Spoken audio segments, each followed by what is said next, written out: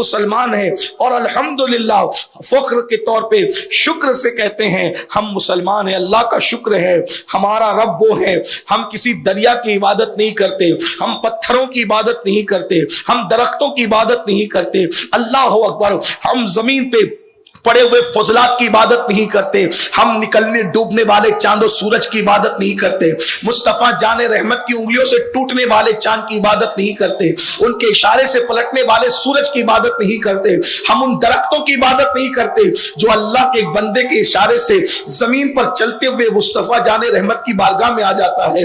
ہم اس کی عبادت کیسے کریں گے بھائی جو ہمارے نبی کے اشارے سے چل کر آتا ہے؟ ہم اس کی عبادت کیسے کر سکتے ہیں جو نبی کے اشارے سے ٹکڑے ہو جاتا ہے؟ ہم اس کی عبادت کیسے کر سکتے ہیں جو نبی کے اشارے سے پلٹ آتا ہے؟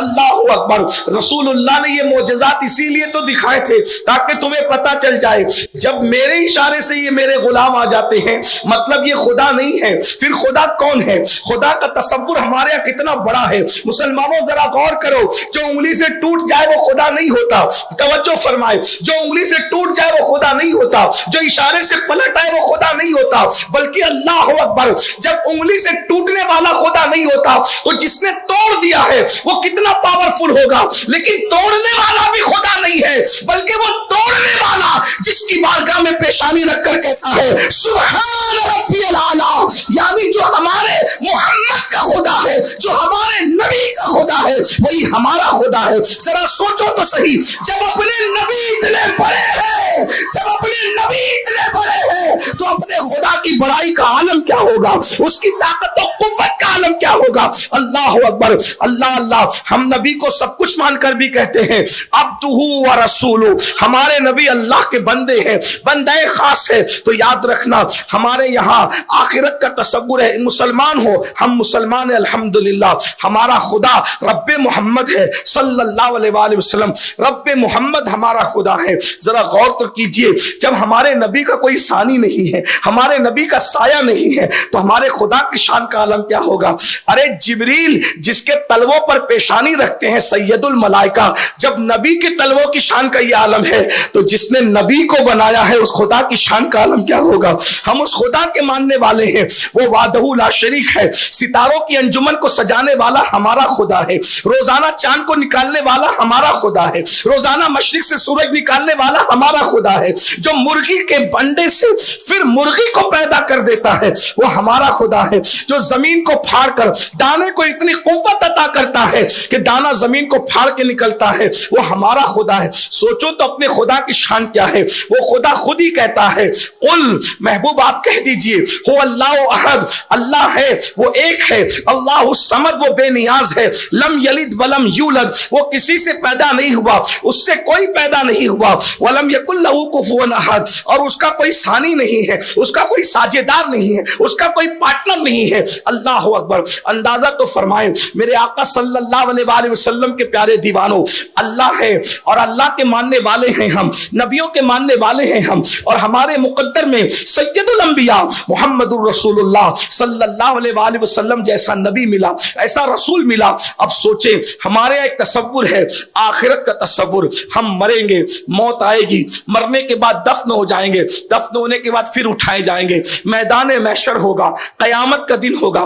قیامت کو قیامت اس لیے کہتے ہیں کہ اس دن سب کو کھڑے رہنا پڑے گا۔ یاد رکھنا کرسیوں پہ بیٹھنے والے، تخت پر بیٹھنے والے، تختے پہ بیٹھنے والے، اللہ اکبر، سر پہ تاج رکھنے والے، کوئی کتنا بھی بڑا بیٹھنے والا ہو وہاں کسی کو بیٹھنے کی اجازت نہیں ہوگی۔ قیامت کو قیامت اس لیے کہتے ہیں کہ قیامت قیام سے بنا ہے، قیام کا مطلب ہوتا ہے کھڑے رہنے کے، وہاں سب کھڑے ہوں گے، اللہ اکبر، اور نارمل کھڑے نہیں ہوں گے۔ اب ذرا قیامت کا تصور کریں، ذرا آخرت کا تصور کریں، بہت آسان سمجھا ہے آخرت کو، بہت آسان سمجھا ہم نے آخرت کو۔ اللہ اکبر، اللہ کے سچے رسول صادق و مصدوق غیب دا نبی صلی اللہ علیہ وآلہ وسلم فرماتے ہیں جس زمین پر قیامت کے دن کھڑے ہونا ہوگا وہ پوری زمین آگ کی ہوگی، آگ کی بنی ہوئی زمین ہوگی، آگ کی زمین پر کھڑے ہونا۔ ایک بات یاد رکھیں، یہ کوئی مقرر کے جملے نہیں ہیں، یہ کسی جلسے کے ناظم کے جملے نہیں ہیں، یہ کسی اپنے دور کے خطیب کے جملے نہیں ہیں، یہ سید العالمین کے جملے ہیں، افصح العرب کے جملے ہیں، سید الفصحاء کے جملے ہیں، رسول اللہ کا فرمان ہے۔ اور نبی کی بات جو نہ مانے جو رسول اللہ کی بات میں شک کرے وہ مسلمان کے ہو سکتا ہے، آپ خود فیصلہ کریں۔ حضور فرما رہے قیامت قائم ہوگی۔ قرآن کی 70% آیتیں قیامت کا ذکر کر رہی ہے۔ قرآن میں پوری سورت ہے سورہ قیامہ، جگہ جگہ قیامت کا تذکرہ ہے۔ دھیان سے سنیے، غور سے سنیے، قیامت کسے کہتے ہیں؟ ہم تو قیامت کا ذکر سن کے نعرے لگاتے ہیں، لیکن ذرا ہم سے بھی سنیے قیامت کیا ہے۔ مایوس کرنے والی گفتگو نہیں، لیکن یہ ضرور سنیے۔ اللہ کے رسول علیہ السلام فرماتے ہیں قیامت کے دن جس زمین پہ کھڑے ہونا ہے وہ زمین آگ کی ہے، آگ کی زمین۔ کبھی سوچا اگر توے پہ انگلی رکھو جلتے ہوئے توے پہ کیا حال ہوتا ہے؟ اور ہمیں قیامت میں آگ کی زمین پہ ہم سب کو کھڑے ہونا ہے، سب کو کھڑے۔ میرے آقا فرماتے ہیں، صحابہ نے پوچھا حضور کتنی دیر کھڑے رہنا پڑے گا؟ آقا فرماتے کم سے کم ایک انسان کو 1000 سال تک کھڑے رہنا پڑے گا۔ 1000 سال، کم سے کم 1000 سال سب کو کھڑے رہنا ہے، مگر وہ جس کو اللہ بچا لے۔ اللہ کن کو بچائے گا ابھی تذکرہ آتا ہے، ابھی آپ آگے سنیں گے، غور کریے گا۔ 1000 سال تک کم سے کم ہے یہ مدت، 1000 سال تک۔ 1000 سال تو کون جیتا ہے بھائی؟ 1000 سال تک کون جیتا ہے؟ کھڑے رہنا ہے۔ سوچئے، یہ تصور کیجئے اسے آخرت کی تمہید ہے، یہ جسے قیامت کہتے ہیں یہ آخرت کی تمہید ہے۔ اللہ اکبر۔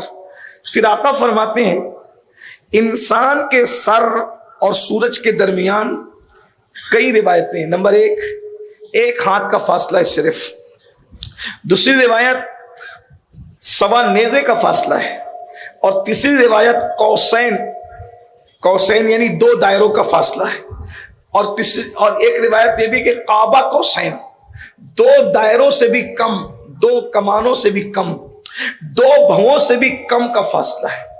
اور آج سورج چمک رہا ہے اپنی پیٹھ کی طرف سے، اس دن سورج چمکے گا اپنے چہرے کی طرف سے۔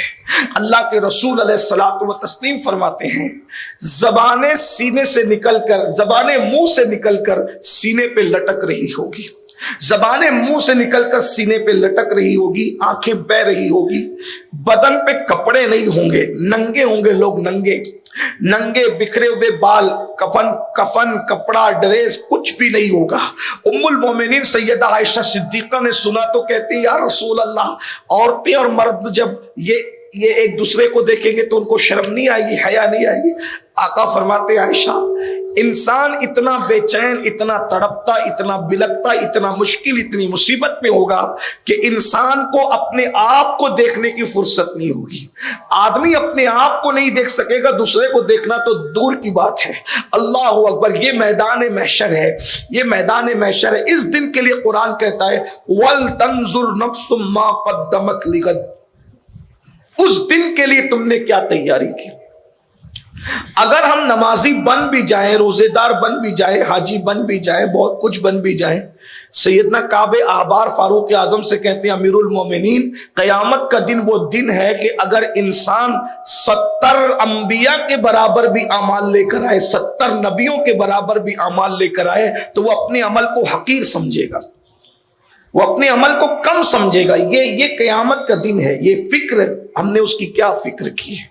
آج تو ہم دنیا میں ڈوبے ہوئے، دنیا دنیا دنیا، مال کمائیے، منع نہیں کرتا اسلام، سب کچھ کیجئے، لیکن اللہ کو کیوں بھولتے ہو؟ جب ہم دنیا کی مذمت پہ بات کرتے تو لوگوں کو ایسا لگتا ہے کہ یہ مولوی لوگ خود تو کپڑے پہنتے ہیں، پھر ہمیں دنیا سے کیوں ڈراتے ہیں؟ تو یاد رکھنا، بزنس کرنا دنیا نہیں ہے، اچھے کپڑے پہننا دنیا نہیں ہے، مال کمانا دنیا نہیں ہے، اچھا کھانا دنیا نہیں ہے۔ پہلی بات تو ہم نے دنیا کو سمجھا ہی نہیں ہے۔ دنیا کہتے کس کو ہے؟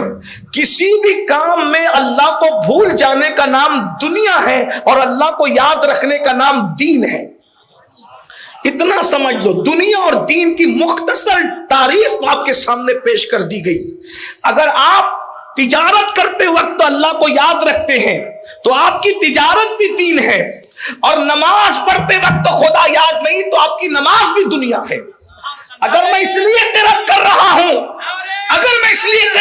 ہوں کہ میری اچھی قرأت کو سن کر لوگ واہ واہ کریں، یا لوگ مجھے چند روپے اور سکے اور پیسے دے دیں، تو یہ میرا قرأت کرنا، قرآن پڑھنا بھی دنیا ہے۔ اور اللہ اکبر، میں بازار میں اس لیے بیٹھا ہو کہ حلال کما کے بچوں کو حرام سے بچا لو، تو تجارت کرنا بھی میرے لیے دین ہے۔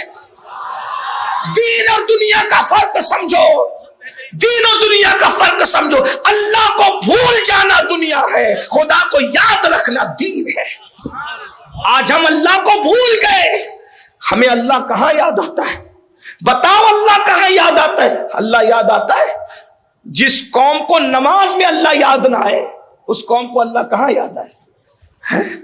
جس قوم کو نماز میں، ہم جسے اللہ نماز میں یاد نہیں آتا اس کو کہاں یاد آئے گا؟ بتائیے۔ دنیا میں ڈوب گئے اور دنیا کے اندر ڈوب کر کے برباد ہو گئے۔ حضرت سیدنا دنیا کی محبت کا انجام، سیدنا عیسیٰ علیہ السلام اپنے حواریوں کے ساتھ تشریف لے جا رہے تھے، دیکھا کہ پوری بستی مر کے اوندھے منہ پڑے ہوئے ہیں، بستی کے پورے لوگ مر کے اوندھے منہ پڑے ہوئے ہیں۔ تو آپ کے جو حواری تھے، یعنی آپ کے جو ساتھ میں رہنے والے تھے حواری حضرت عیسیٰ علیہ السلام کے، انہوں نے کہا اے کلمۃ اللہ روح اللہ، آپ ہمیں بتائیں کہ یہ سب اوندھے منہ کیوں پڑے ہوئے ہیں، ان کے اوندھے منہ پڑے رہنے کی وجہ کیا ہے؟ تو حضرت عیسیٰ علیہ السلام نے اللہ سے دعا کی کہ مولا یہ اوندھے منہ کیوں پڑے ہوئے ہیں، ذرا مجھے بتایا جائے۔ میرے حواری پوچھتے ہیں۔ تو اللہ نے فرمایا جب رات ہوگی تو رات میں آواز لگائیے گا، جب آپ آواز لگائیں گے تو یہ تمہیں بتائیں گے کہ یہ اوندھے منہ کیوں پڑے ہوئے ہیں۔ رات جب ہوئی تو حضرت عیسیٰ علیہ السلام ایک ٹیلے پر چڑھے، اور ٹیلے پر چڑھنے کے بعد آپ نے آواز لگائی، اے اللہ کے بندو تم پر کیوں عذاب آیا، تم اوندھے منہ کیوں پڑے ہوئے ہو، یہ بتاؤ کیوں اوندھے منہ پڑے ہوئے ہو؟ تو اس میں سے ایک لاش سے آواز آئی، اے اللہ کے پیغمبر ہم اوندھے منہ اس لیے پڑے تھے کہ ہمارے دو گناہ ہیں، اللہ نے جو ہمیں مار ڈالا، اوندھے منہ گرا دیا، عذاب میں گرفتار کیا، ہمارے دو گناہ ہیں۔ ایک تو ہم دنیا سے محبت کرتے تھے، دنیا سے پیار کرتے، یعنی یہی اللہ کو بھول جانا ہمیں پیارا تھا۔ اپنے آپ میں ڈوب کے سوچئے مسلمانوں، ہم اللہ کو بھول گئے۔ سچی بات یہ، جو قوم اللہ کو بھول جائے پھر وہ قوم عزت کے ساتھ کیسے جیے؟ اللہ کو بھول چکے۔ آپ کہیں گے اللہ کو کیسے بھول گئے؟ میں نے کہا جس کو اللہ یاد رہے گا وہ زنا کے اڈے پہ کیسے جائے گا؟ بتائیں نا، ابا یاد ہو تو بندہ سگریٹ نہیں پیتا، اللہ یاد ہو تو زنا کیسے کرے گا؟ سب سے بڑی مصیبت یہی کہ ہم اللہ کو بھول گئے۔ کیا کوئی اپنے رب کو بھی بھولتا ہے؟ ہم کہتے ہیں پوری دنیا میں کاٹے جا رہے، مارے جا رہے، تباہ کیے جا رہے، برباد کیے جا رہے۔ میں نے کہا اگر سدھرے نہیں تو اس سے برا انجام ہوگا۔ ہمیں برباد کرنے کے لیے کسی حکمراں کی ضرورت نہیں ہے، ہم نے تو دشمنی اللہ سے لے رکھی ہے۔ اگر حکمراں ہم سے دشمنی نہ بھی کریں تو ہم نے اللہ سے دشمنی لے رکھی ہے۔ جو قوم اللہ کی دشمن ہو جائے، جو قوم اللہ کی، یہ جملے اگرچہ آپ کو کڑوے لگتے ہیں لیکن یہ سچی بات ہے، کیونکہ اللہ تبارک و تعالیٰ خود فرماتا ہے جب میرا بندہ اکیلے میں تنہائی میں گناہ کرتا ہے تو وہ میرے ساتھ جنگ کا اعلان کرتا ہے۔ خدا کے ساتھ اعلان جنگ کرنے والی قوم، اس کو ضرورت ہے کسی فرعون کی کہ فرعون اس کو برباد کرے، اس کو ضرورت ہے کسی نمرود کی کہ نمرود اس کو برباد کرے۔ اگر کوئی فرعون اور نمرود نہ بھی ہو تو چوٹیاں، کتے اور بلی ہمیں برباد کرنے کے لیے کافی ہو جائے، کیونکہ ہم نے اللہ سے دشمنی لی، خدا سے دشمنی لینے والی قوم، خدا کو بھولنے والی قوم۔ کیا رونا روتے ہو؟ اپنی مظلومیت پر کون مدد کرے گا جب قدرت دشمن ہو جائے؟ سوچو تو صحیح، کروڑوں ماؤں سے زیادہ پیار کرنے والی قدرت جب خود کہے کہ میں تیرے ساتھ اعلان جنگ کرتا ہوں، اللہ جنگ کا اعلان کرے، اپنی طرف سے تو نہیں کہہ رہا، اپنی طرف سے تو نہیں کہہ رہا ہوں۔ ذرا غور کیجئے مسلمانوں، توجہ کیجئے، اللہ کے بندو اللہ کو بھول چکے ہیں ہم۔ جب تک ہم اللہ کو یاد رکھے ہوئے تھے کوئی ہمارا دشمن نہیں تھا، یہ بات بھی یاد ہے۔ اللہ جس کو اپنا دوست بنا لیتا ہے پھر اس سے کوئی دشمنی نکالنے کی ہمت ہی نہیں کرتا۔ بات یاد رکھیں، آج ہم اپنے خود کے دشمن ہیں کہ ہم اللہ کو بھول گئے۔ میں کہہ رہا تھا کہ باپ یاد ہو تو انسان سگریٹ نہیں پیتا، اگر رب یاد ہو تو زنا کے اڈے پہ کیسے جائے گا؟ اللہ یاد ہو تو انسان جوا کیسے کھیلے گا؟ آج ہمارے سماج کے یہ جو نوجوان لڑکے ہیں جن کے ہاتھ میں کبھی امت کی، قوم کی ترقی کی لگام تھی، آج ان کے ہاتھ میں موبائل ہے اور موبائل سے وہ جوا کھیلنے ہیں۔ پہلے جوا کھیلنے کے لیے لوگوں کو جوے کے اڈے تک جانا پڑتا تھا، اور اب جوا کھیلنے کے لیے کوئی دبئی میں بیٹھا ہے، کوئی ممبئی میں بیٹھا ہے، کوئی کلکتہ میں بیٹھا ہے، کوئی ہبلی میں بیٹھا ہے، اور سب ایک دوسرے کو انٹرنیٹ کے ذریعے سے کنیکٹ ہو کر جوا کھیل رہے ہیں۔ اللہ یاد نہیں نا، جوا کھیل رہے ہیں۔ اچھا ایک بات آپ سے پوچھتا ہوں، کون سی قوم جوا کھیل رہی ہے؟ جو کہہ رہی ہے کہ غوث کا دامن نہیں چھوڑیں گے۔ جس ہاتھ میں غوث کا دامن ہوگا اس ہاتھ میں جوا کا آلہ کیسے ہوگا؟ ایک ہاتھ میں دو چیز کیسے ہو سکتی ہے بتائیے؟ اور حجت الاسلام امام غزالی رحمت اللہ تعالی علیہ لکھ رہے ہیں کہ جس نے دنیا میں جوا کھیلا ہوگا قیامت کے دن اس کے ہاتھ سور کے خون میں رنگے ہوئے ہوں گے، خنزیر کے خون سے ان کے ہاتھ رنگے ہوں گے جنہوں نے دنیا میں جوا کھیلا ہوگا۔ بتائیے جس کے ہاتھ جوے کی وجہ سے سور اور خنزیر کے خون میں رنگے ہو، اس ہاتھ میں غوث اعظم کا دامن کیسے ہو سکتا ہے؟ اس ہاتھ میں غریب نواز کا دامن کیسے ہو سکتا ہے؟ ارے ہاتھوں میں جب دامن مقدس ہوتے ہیں تو انسان ہاتھوں کی اتنی حفاظت کرتا ہے، ہاتھ میں جب مقدس دامن ہوتے ہیں تو ہاتھ کی کتنی حفاظت کی جاتی ہے۔ یہ پیغام ہمیں کربلا نے عطا کیا۔ یزید سر نہیں مانگ رہا تھا، یزید ہاتھ مانگ رہا تھا، حسین نے سر دے دیا، ہاتھ نہیں دیا، کیونکہ امام حسین کے ہاتھوں میں علی کا دامن تھا اور نبی کا دامن تھا۔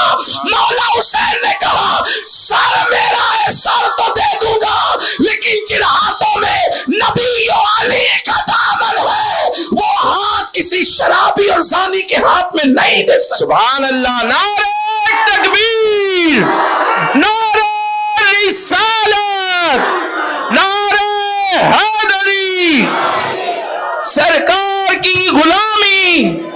جس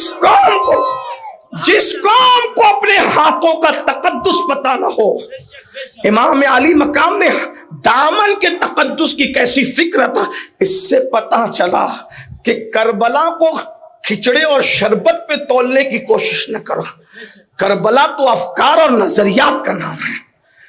توجہ فرمائیں، اپنے ہاتھوں سے جوا کھیلتے ہو موبائل ہاتھ میں، اور جوے کے علاوہ پھر العیاذ باللہ یہاں تک کہ رات کے 3 بجے تک انٹرنیٹ کا غلط استعمال کر کے کیا کیا دیکھتے ہیں، کون کیا دیکھتا ہے وہ خوب جانے۔ لیکن مجھے ایک بات یاد آتی ہے، کاش کہ ہم سوچ لیتے کہ آخرت کیا ہے۔ سیدنا سلمان فارسی کہتے ہیں کہ مجھے 70 مرتبہ مرنا اور زندہ ہونا، مرنا اور زندہ ہونا پسند ہے، لیکن ایک مرتبہ کسی کی ران سمجھتے ہیں نا، کسی کی ران ننگی دیکھنا پسند نہیں ہے۔ مجھے اگر 70 مرتبہ مار مار کے زندہ کیا جائے تو میں اس کو پسند کر لوں گا، لیکن ایک بار میں کسی کی ران نہیں دیکھ سکتا۔ لوگوں نے پوچھا اس کی وجہ، فرماتے ہیں 70 مرتبہ مر کے زندہ ہونے میں اتنی تکلیف نہیں ہے جتنی تکلیف کسی کی ران کو دیکھنے میں عذاب ملتا ہے نا، وہ عذاب۔ تو میں مر کے زندہ ہونا، زندہ ہو کے مرنا گوارا کر سکتا ہوں، لیکن وہ ران پر کو دیکھنے پر جو عذاب ملے گا وہ میں برداشت نہیں کر سکتا۔ آپ غور کیجئے، جب ران دیکھنے پر اتنا بڑا عذاب ہے کہ 70 مرتبہ مرنا اس کا مقابلہ نہیں کر سکتا،